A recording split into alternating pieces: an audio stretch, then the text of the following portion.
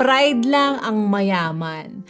May mga tao talagang hindi pa mayaman pero kung umasta parang CEO ng buong mundo.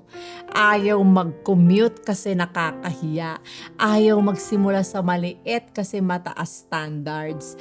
Ayaw tumanggap ng advice kasi feeling nila alam na nila lahat. Pero ang totoo, hindi sila mayaman. Mataas lang pride nila. At minsan, pride ang dahilan bakit hindi umuunlad ang tao. Kasi gusto agad branded, gusto agad bongga, gusto agad successful tignan, kahit wala pang laman ng bank account. Alam mo ang mahirap sa pride?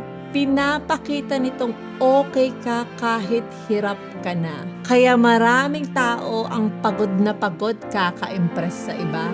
Pero wala namang totoong progress. Real talk. Hindi nakakababa ng pagkatao ang magsimula sa maliit.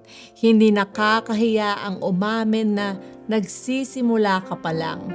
Mas nakakahiya yung puro yabang pero puro utang naman.